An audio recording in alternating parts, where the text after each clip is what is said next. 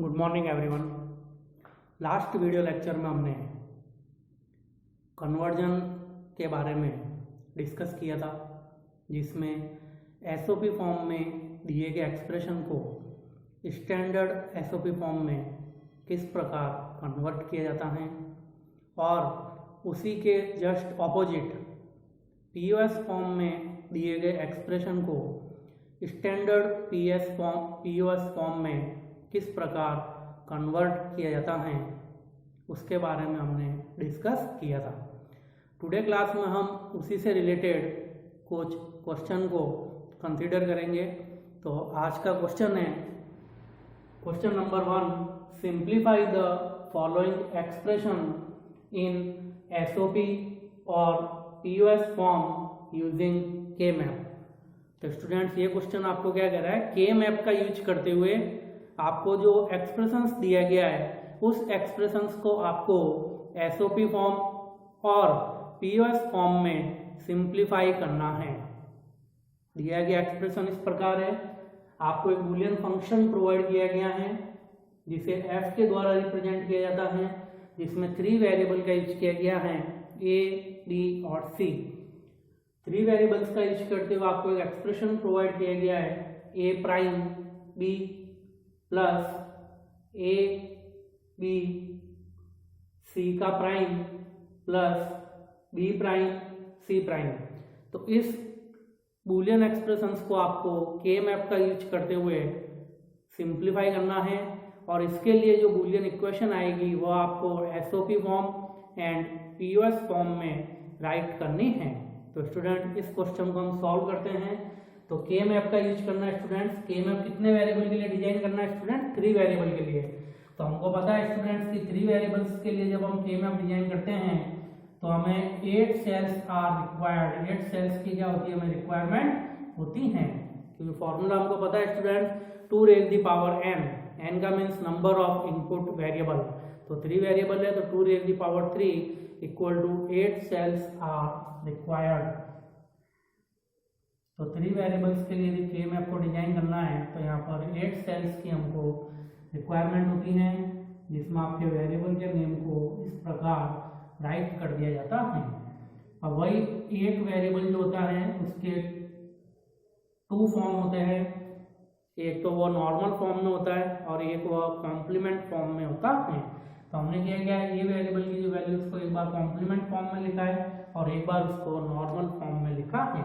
फिर आप truth table में जो वैल्यू लिखते हो उसी के अकॉर्डिंग यहाँ पर वेरिएबल के एक्सप्रेशंस को लिखा जाता है, बी बार सी बार, बी बार सी, बी सी का बार।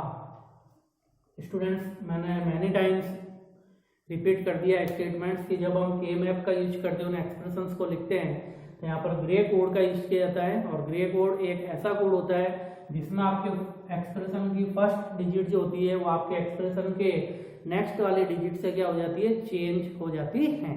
तो इसके लिए स्टूडेंट्स अब हम क्या करेंगे, एसओपी फॉर्म में अपने एक्सप्रेशंस को राइट करेंगे। तो आपके पास स्टूडेंट्स, मैंने कल कंसीडर किया था कि इस प्रकार के जो एक्सप्रेशंस दिए हुए होते हैं ये आपके कौन से फॉर्म में है पहले डिसाइड करना होता है। तो स्टूडेंट्स, यहाँ पे सभी प्रोडक्ट टर्म्स है, ए बार बी, ए बी सी का बार, बी बार सी बार, तो ये सभी आपके प्रोडक्ट टर्म है।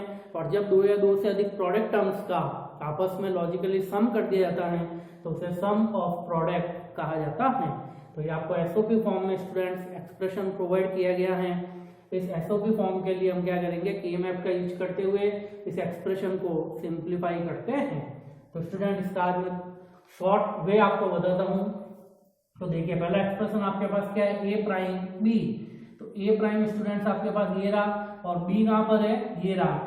लेकिन स्टूडेंट्स, हम जो ये एक्सप्रेशन यूज में ले रहे हैं आपका एसओपी फॉर्म में है, लेकिन इसके साथ ये क्या कह रहा है, आपका तीसरा वेरिएबल भी यहाँ पर क्या होना चाहिए, अवेलेबल होना चाहिए। लेकिन मान लो अगर तीसरा वेरिएबल आपके पास अवेलेबल नहीं है तो उस सिचुएशन में फिर इस एक्सप्रेशन को के मैप का यूज करते हुए किस प्रकार सॉल्व किया जाता है उसका शॉर्टकट मेथड मैं आपको बता देता हूँ। तो ए बार क्या चाहिए, इसके साथ बी। तो आपका जहां जहां पर भी स्टूडेंट बी आ रहा है उस प्रत्येक सेल्स के अंदर क्या कर दिया जाता है, 1 राइट कर दिया जाता है। तो ए बार और जहां जहां पर आपका बी आ रहा है उस प्रत्येक सेल में आपको क्या राइट करना है, 1। क्लियर। नेक्स्ट आपका एक्सप्रेशन है ए बी और सी का प्राइम। तो ए आपके पास ये रहा, इसके अंदर कौन सा कॉलम चाहिए, बी और सी का प्राइम। तो ये रहा स्टूडेंट बी सी का प्राइम। तो पूरी एक्सप्रेशन आपको प्राप्त होगी ए बी और सी का प्राइम। तो वहां आपको स्टूडेंट्स क्या लिखना है, 1। इसी प्रकार लास्ट दिया आपको बी प्राइम सी प्राइम। तो इसमें चेक कीजिए बी प्राइम सी प्राइम कहां पर है, बी प्राइम ये रहा, सी प्राइम ये रहा। तो इसका थर्ड वेरिएबल मिस है। तो अभी मैंने आपको बताया था कि जब वेरिएबल मिस होता है तो दोनों सेल्स के अंदर क्या कर दिया जाता है, 1 राइट कर दिया जाता है। तो इस प्रकार से दिए गए एक्सप्रेशंस के लिए मीन टर्म की वैल्यू को यहाँ पर रिप्रेजेंट किया जाता है और मीन टर्म की बिट वैल्यू 1 होती है। नेक्स्ट के मैप में जब आप बिट वैल्यू को रिप्रेजेंट कर दोगे, इसके बाद इन सेल्स की ग्रुपिंग की जाती है। तो अब हम इन सेल्स की ग्रुपिंग करेंगे एज पॉसिबल एज, जितना लार्ज ग्रुप बन सकता है उतना लार्ज ग्रुप आपको बनाना है। जैसे 4 का है, 8 का है, 16 का है, लेकिन इतने लार्ज ग्रुप तो हमारे पास नहीं बन रहे हैं। तो हम क्या करेंगे, ओनली फॉर 2 सेल्स के यहाँ पर क्या करेंगे, ग्रुप बनाएंगे। तो ये आपका पहला ग्रुप बन गया G1। इसी प्रकार 2 सेल्स का ये आपका ग्रुप बन गया G2। सॉरी स्टूडेंट्स, एक बार अगेन चेंज कर देते हैं थोड़ा सा।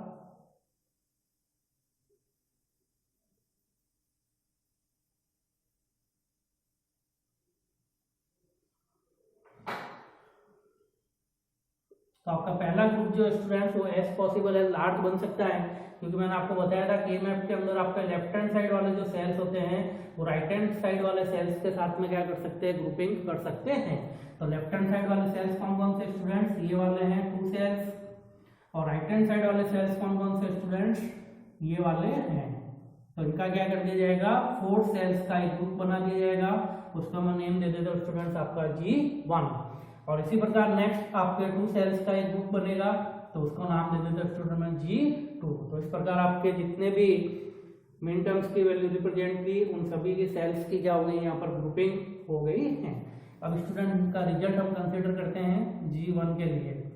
तो G1 जो ग्रुप है कौन कौन से सेल्स की ग्रुपिंग कर रहा है, लेफ्ट हैंड साइड के ये 2 सेल्स और राइट हैंड साइड के ये 2 सेल्स। तो इनके बीच में सेल्स की ग्रुपिंग करनी है, तो इनके लिए अपन को इक्वेशन को फाइंड आउट करना होता है। तो देखिए ए जो है वो आपके ए बार से कट हो जाएगा, तो ये तो आपका कट गया। अब ओनली फॉर आपके पास कॉलम रह गया। तो इधर से कॉलम रहेगी आपका बी बार सी बार और इधर कॉलम रहेगी आपका बी सी का बार। तो इन दोनों कॉलम के अंदर आपका कॉमन वैल्यू कौन सी आ रही है, उस कॉमन वैल्यू को यहाँ पर आपको क्या करना, फाइंड करना है। तो इन दोनों सेल्स के अंदर भी कॉमन वैल्यू फाइंड करते हो, तो सी बार आपका यहाँ पर भी अवेलेबल है, सी बार आपका यहाँ पर भी अवेलेबल है। तो ग्रुपिंग बनकर जो आपके पास रिजल्ट आएगा वो आएगा सी का बार। इसी प्रकार ग्रुपिंग 2 के लिए, तो ग्रुपिंग 2 में अपन ने 2 सेल्स का ग्रुप बनाया था जिसे पेयर्स कहा जाता है। तो इनकी ग्रुपिंग की जाएगी। तो इन सेल्स की ग्रुपिंग हो रही है आपकी रो कौन सी, ए बार। तो इधर से तो आ जाएगा आपका ए का बार।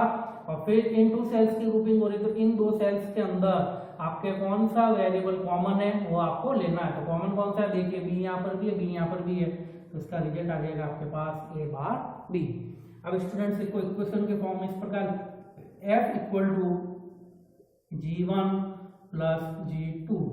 तो F इक्वल टू G1 का आपके पास रिजल्ट आया C का बार प्लस G2 का आपके पास रिजल्ट आया A बार B। तो स्टूडेंट्स आप इसको इस प्रकार से भी लिख सकते हो F A B C equal to C का बार प्लस A का बार B। तो इस प्रकार से दिए गए एसओपी एक्सप्रेशंस को हम के मैप का यूज करते हुए सिंप्लीफाई कर सकते हैं। तो इसका जो आपके पास स्टूडेंट्स ये रिजल्ट आया है ये आपका एसओपी फॉर्म में है, सम ऑफ प्रोडक्ट फॉर्म्स। जितने भी प्रोडक्ट टर्म्स थे उन सभी प्रोडक्ट टर्म्स का आपस में क्या कर दिया गया, सम कर दिया गया है, इसलिए इसे सम ऑफ प्रोडक्ट कहा जाता है। तो ये स्टूडेंट्स इसकी शॉर्टकट ट्रिक थी जो मैंने आपको एक्सप्लेन कर दी। अब यदि आप इसको शॉर्टकट मेथड में नहीं करना चाहते हो तो इसका सेकंड मेथड है स्टूडेंट्स कि आपको ये एसओपी फॉर्म में जो एक्सप्रेशन दिया गया है इस दिए गए एक्सप्रेशन को सबसे पहले आप क्या कीजिए, स्टैंडर्ड एसओपी फॉर्म में कन्वर्ट कीजिए। तो अपन इस एसओपी फॉर्म वाले को स्टैंडर्ड एसओपी फॉर्म में कन्वर्ट कर देते हैं।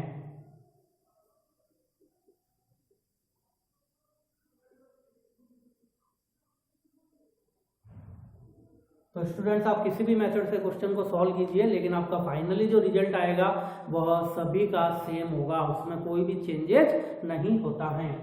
तो ये स्टूडेंट्स आपको एसओपी फॉर्म में इक्वेशन दे रखी है।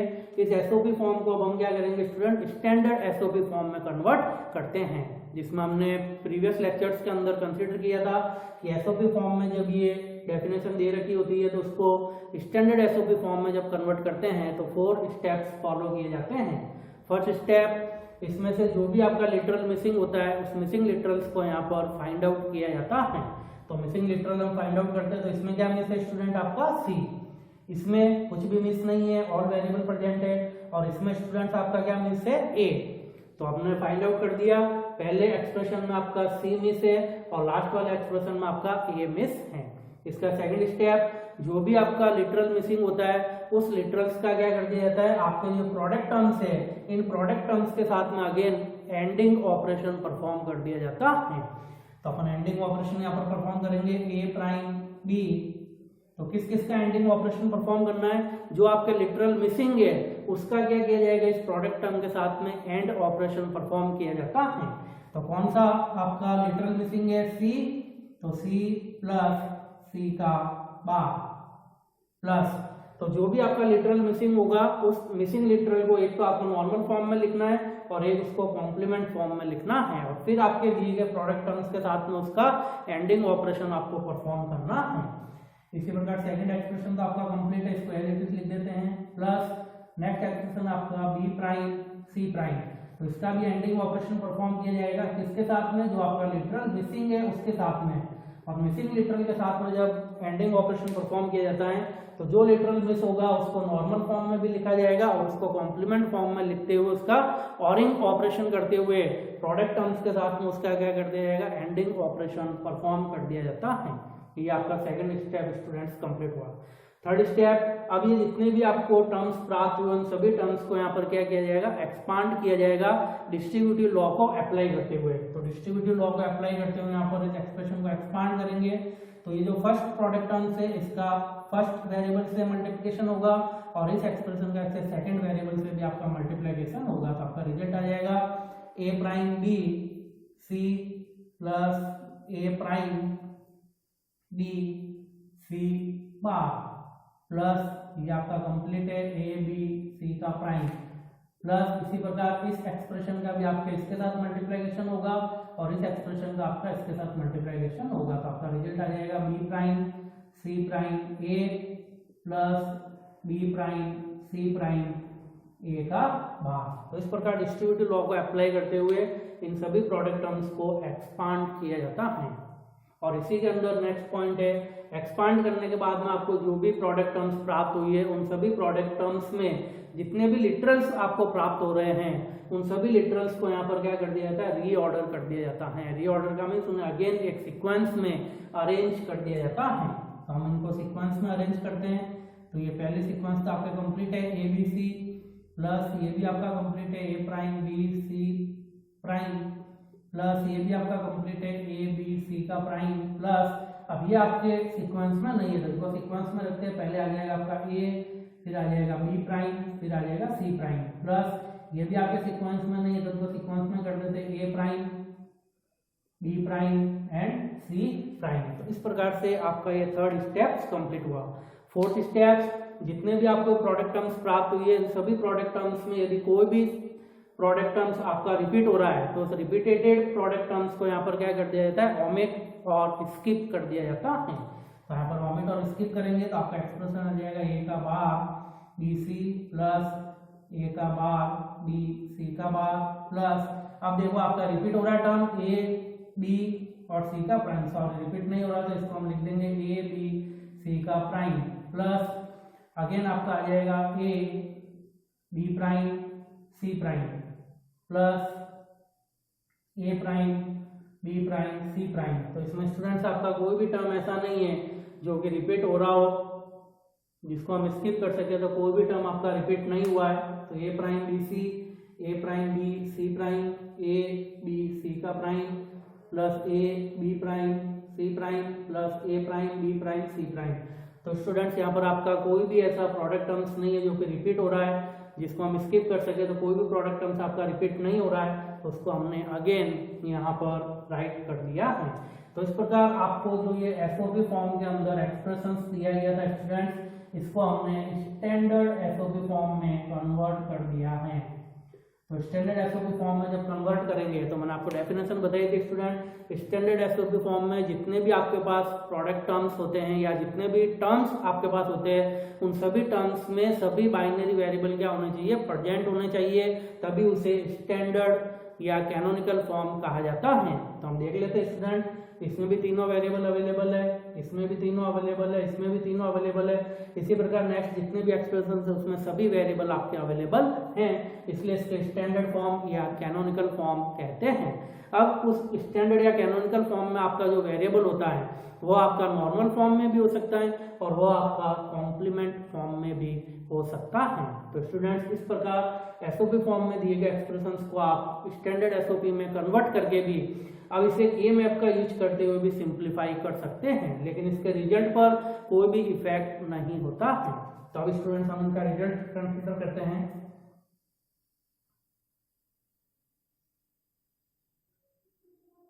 तो 3 वेरिएबल्स है स्टूडेंट, इसलिए हमारे पास 8 सेल्स आर रिक्वायर्ड, 8 सेल्स की रिक्वायरमेंट होगी।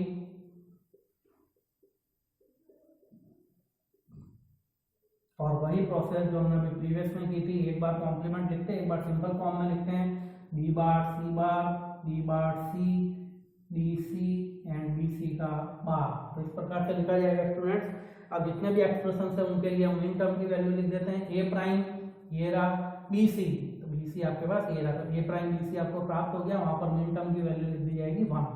नेक्स्ट है ए प्राइम आपके पास ये रहा, बी सी प्राइम ये रहा, तो A prime B C prime वहां पर लिख दिया जाएगा 1। नेक्स्ट ए बी सी का प्राइम, तो ए आपके पास ये रहा, बी सी प्राइम ये रहा आपके पास, यहाँ पर लिख दिया जाएगा 1। Next A B prime C prime, तो ए आपके पास ये रहा, इसमें बी प्राइम सी प्राइम आपके पास ये रहा, यहाँ पर लिख दिया जाएगा 1।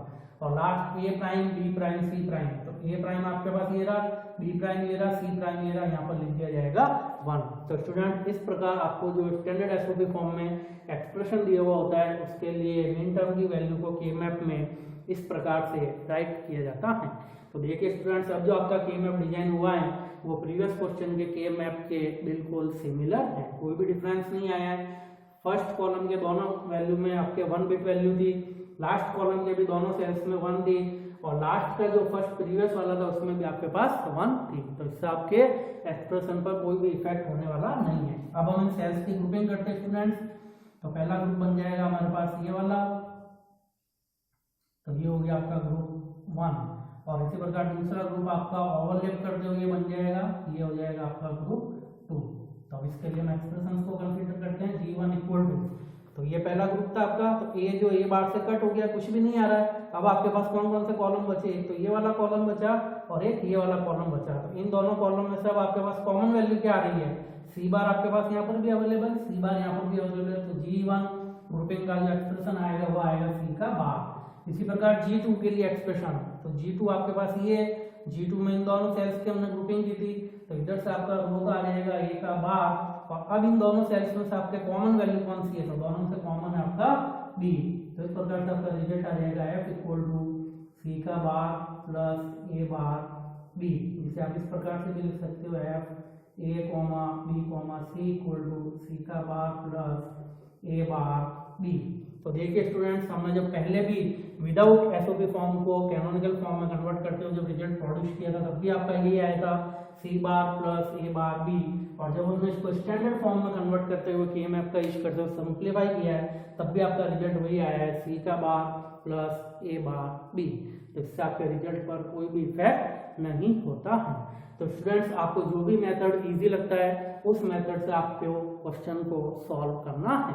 तो इस प्रकार से स्टूडेंट इस क्वेश्चन का फर्स्ट पॉइंट आपका कंप्लीट हुआ। के मैप का यूज करते हुए हमने क्या किया, जो एक्सप्रेशंस दिया होता है उसको एसओपी फॉर्म में सिंप्लीफाई कर दिया है।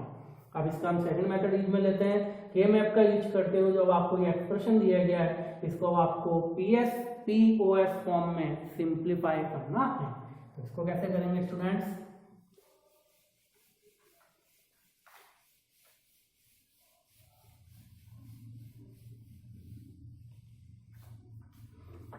तो वही स्टूडेंट्स मैंने आपको बताया था कि एसओपी फॉर्म का यूज करते हुए जब रिजल्ट प्रोड्यूस कर दिए जाते हैं तो उसके अलावा जितने भी रिमेनिंग आपके पास सेल्स बच जाएंगे वो सभी पीओएस को रिप्रेजेंट करते हैं। तो एसओपी में हमने जो सेल्स आपके यूज में ले लिए उनको अब आपको किसी भी प्रकार से वर्क में नहीं लेना है। उसके अलावा रिमेनिंग अब आपके पास जितने भी सेल बच जाएंगे उस रिमेनिंग सेल्स के अंदर आपका क्या कर दिया जाता है, 0 राइट कर दिया जाता है, क्योंकि पीओएस जो है वो मैक्स टर्म के द्वारा रिप्रेजेंट किया जाता है और मैक्स टर्म की बिट वैल्यू होती है आपके पास 0। तो वहां पर क्या कर दिया जाएगा, 0 0 अप्लाई कर दिया जाता है। हम इसलिए मैं आपको एक बार वापस ड्रॉ कर देता हूँ स्टूडेंट्स, ताकि आपको पूरा क्लियर हो जाए।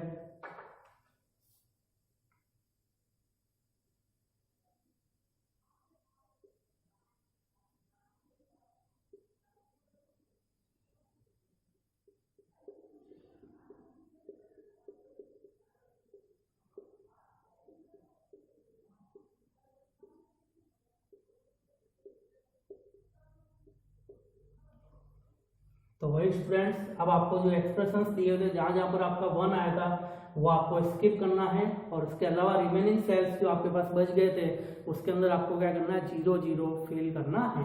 तो स्टार्टिंग में आपका इन दोनों में 1 था, तो यहाँ पर आपका 0 आ जाएगा, यहाँ आपका 0 आ जाएगा और यहाँ आपका 0 आ जाएगा।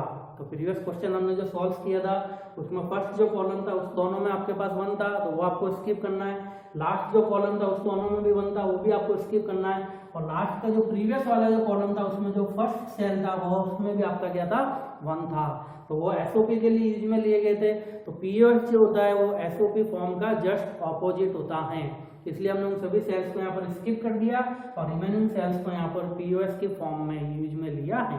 पीओएस को मैक्स टर्म के द्वारा रिसीव किया जाता है, मैक्स टर्म की बिट वैल्यू होती है 0, इसलिए हमने यहाँ पर क्या किया स्टूडेंट्स, आपके 0 0 0 को अप्लाई किया है। अब स्टूडेंट्स हम इसके लिए पीओएस की इक्वेशन निकालते हैं। तो यहाँ पर सेल्स की ग्रुपिंग की जाएगी, तो मैं यहाँ पर सेल्स की ग्रुपिंग कर देता हूँ स्टूडेंट। फर्स्ट सेल्स आपका ये बन जाएगा और सेकंड जो सेल्स है वो ओवरलैप करते हुए ग्रुपिंग इस प्रकार से बनेगी G2। अब स्टूडेंट्स के लिए हम कंसीडर करते हैं, तो G1 का क्या रिजल्ट आएगा। तो देखिए G1 जो सेल्स की ग्रुपिंग होती है ये वाली होती, तो A जो A बार से कट हो जाएगा, कुछ भी नहीं रहा, तो इधर से आपका क्या बचा, B बार C। तो B बार C जो है ये स्टूडेंट्स आपको प्रोडक्ट टर्म में दिया गया है, लेकिन ये प्रोडक्ट टर्म जो होती है वो तो एसओपी में वर्क में आती है। तो अब इसको क्या किया जाएगा, पीओएस में कन्वर्ट किया जाता है। तो मैंने आपको बताया था पीओएस जो होता है वो एसओपी का जस्ट ऑपोजिट होता है, जिसमें पीओएस को कैलकुलेट करते समय अगर आपका वेरिएबल कॉम्प्लीमेंट है तो उसको अनकॉम्प्लीमेंट में मीन्स सिंपल वेरिएबल की फॉर्म में कन्वर्ट करना है, और अगर आपका वेरिएबल सिंपल फॉर्म में है तो उसको कॉम्प्लीमेंट की फॉर्म में क्या करना पड़ता है, आपको कन्वर्ट करना पड़ता है। और आपका पीओएस है, इसलिए आपकी जितनी भी सम टर्म्स होगी उन सभी सम टर्म्स को आपस में क्या किया जाएगा, प्रोडक्ट किया जाएगा, जिसे पीओएस कहा जाता है। तो हम यहाँ पर क्या करेंगे, देखिए आपका कॉम्प्लीमेंट किसका हो रहा है, बी का कॉम्प्लीमेंट, इसलिए उसको क्या करेंगे हम अनकॉम्प्लीमेंट की फॉर्म में लिखेंगे। और हमको जो एक्सप्रेशन लिखना है पीओएस फॉर्म में लिखना है, में जितनी भी सम टर्म्स होगी उन सभी सम टर्म्स का आपस में क्या किया जाएगा, प्रोडक्ट किया जाएगा। तो सम टर्म्स बनाने के लिए प्लस, और सी आपका नॉर्मल फॉर्म में, तो इसको क्या कर दिया जाएगा, कॉम्प्लीमेंट फॉर्म में राइट कर दिया जाता है। तो इस प्रकार ग्रुप 1 के लिए आपका जो एक्सप्रेशन बनेगा वो बनेगा बी प्लस सी का बार। नेक्स्ट इसी प्रकार ग्रुप 2 के लिए आपका जो एक्सप्रेशन बनेगा, तो ग्रुपिंग 2 आपकी ये वाली सेल्स की ग्रुपिंग हुई थी, तो इधर से आ जाएगा आपका ए, तो ये आपका सिंपल फॉर्म में, तो इसको क्या कर दिया जाएगा, कॉम्प्लीमेंट फॉर्म में कन्वर्ट कर दिया जाता है। प्लस अब इन दोनों सेल्स के अंदर आपका कॉमन क्या आ रहा है, तो दोनों सेल्स के अंदर आपका कॉमन आ रहा है सी, जो कि आपका नॉर्मल फॉर्म में है। तो नॉर्मल फॉर्म में होता है तो उसको किस में कन्वर्ट कर दिया जाता है, कॉम्प्लीमेंट फॉर्म में कन्वर्ट कर दिया जाता है। अब इस पूरे का एक फंक्शन बना दिया जाएगा, तो f equal to G1 plus G2, तो f इक्वल टू G1 का आपके पास क्या रिजल्ट आया, B प्लस C का बार, सॉरी डॉट डॉट, और G2 का आपके पास क्या रिजल्ट आया, A बार प्लस C बार। तो ये स्टूडेंट्स आपका पीओएस फॉर्म में हमने एक्सप्रेशन को सिंप्लीफाई कर दिया है। तो पीएस फॉर्म में जब इस एक्सप्रेशन को सिंप्लीफाई करेंगे तब हमारे पास रिजल्ट आएगा f equal to open parenthesis b plus c का bar close parenthesis product open parenthesis a का बार प्लस c का बार। तो स्टूडेंट्स इस प्रकार जो आपको ये एक्सप्रेशंस दिया हुआ था इसको के मैप का यूज करते हुए हमने एसओपी एंड पीओएस फॉर्म में सिंप्लीफाई कर दिया है। अब स्टूडेंट्स सबसे इजी मेथड आपका यही होता है जिसका यूज करके हम इक्वेशन को सिंप्लीफाई कर सकते हैं, लेकिन स्टूडेंट्स अगर ये मेथड आपके डिफिकल्ट पड़ता है तो हम उसका सेकंड मेथड बूलियन लॉ का यूज करते हुए भी इस इक्वेशन को सिंप्लीफाई कर सकते हैं। तो बूलियन लॉ का यूज करते हुए कैसे सिंप्लीफाई करेंगे स्टूडेंट्स, तो वही आप इक्वेशन लिख लीजिए इनके लिए जो जो आपने ग्रुपिंग बनाई थी, तो आपके रिजल्ट पर कोई भी इफेक्ट आने वाला नहीं है। किसी भी वे से यदि आप सॉल्व करोगे तो आपका रिजल्ट सेम आएगा। तो देखिए मैं करता हूँ स्टूडेंट्स आपके G1, तो G1 के लिए आपका जो रिजल्ट आ रहा है स्टूडेंट्स, तो G1 ये वाला था, तो इधर से आ जाएगा आपका A का बार प्लस B का बार प्लस C डॉट, और ये आ जाएगा स्टूडेंट्स आपका A प्लस B का बार प्लस C। तो ये हमारा फर्स्ट ग्रुप था स्टूडेंट्स। इस फर्स्ट ग्रुपिंग की जो भी इक्वेशन आएगी वो हमने लिख दी A का बार। अब ये पीओएस फॉर्म में लिखनी है, इसलिए आपके जितने भी सम टर्म्स होंगे उनका प्रोडक्ट किया जाएगा, इसलिए हम यहाँ पर सम कर रहे हैं। तो A का बार प्लस B का बार प्लस C, और इधर से आ जाएगा A प्लस B का बार प्लस C। क्लियर। अब इसको हम पीओएस फॉर्म में लिख रहे हैं, तो यहाँ पर क्या कर दिया जाएगा, पीओएस फॉर्म में लिखेंगे तब आपकी ये इक्वेशन आ जाएगी, और इस इक्वेशन में से फिर हम क्या करेंगे, जो भी आपकी कॉमन वैल्यू होगी, तो G1 इक्वल टू, अब इन दोनों सम टर्म्स के अंदर स्टूडेंट्स कॉमन वैल्यू आपकी क्या आ रही है, तो इन दोनों के अंदर देखिए आपकी कॉमन वैल्यू आ रही है, इधर से आ रहा है A का बार प्लस C, सॉरी इसमें से आ रहा है आपका B का बार प्लस C, तो B का बार प्लस C आपका यहाँ पर भी अवेलेबल है, और B का बार प्लस C आपका यहाँ पर भी अवेलेबल है। तो स्टूडेंट्स B का बार प्लस C आपका कॉमन आ गया। अब यहाँ पर अपन क्या करेंगे, वही जो हमने अभी किया है कि ये जो आपका पीओएस फॉर्म में, तो इसको क्या कर दिया जाएगा, कॉम्प्लीमेंट फॉर्म में कन्वर्ट कर दिया जाता है। तो इसको कॉम्प्लीमेंट फॉर्म में कन्वर्ट करेंगे, तो कॉम्प्लीमेंट उसको अनकॉम्प्लीमेंट में, और अनकॉम्प्लीमेंट उसको कॉम्प्लीमेंट के फॉर्म में कन्वर्ट कर दिया जाता है। तभी देखिए स्टूडेंट्स आपका रिजल्ट वही आ रहा है B प्लस C का बार। इसी प्रकार G2 की यदि हम बात करते हैं, तो G2 equal to A plus B bar plus C dot A plus B plus C। तो वही स्टूडेंट इन दोनों में से जो कॉमन होगा वो हम ले लेंगे। तो कॉमन आपका क्या आ रहा है यहाँ से A प्लस C, तो यहाँ पर भी आपका A प्लस C, तो A प्लस C आपका कॉमन आ गया। वही स्टूडेंट्स अगर सिंपल फॉर्म में होता है उसको कॉम्प्लीमेंट में चेंज कर देते हैं, तो A का बार प्लस C का बार, तो G2 का आपका रिजल्ट आ गया A का बार प्लस C का बार। इस प्रकार से स्टूडेंट्स आप पीओएस के लिए इक्वेशन को फाइंड आउट कर सकते हो। Clear students. तो इस प्रकार से हमारा एक क्वेश्चन कंप्लीट होता है जिसमें हमने केएमएफ का यूज करते हुए जो आपको इक्वेशन दी हुई थी इसको SOP form and POS form में सिंप्लीफाई किया है। Thank you.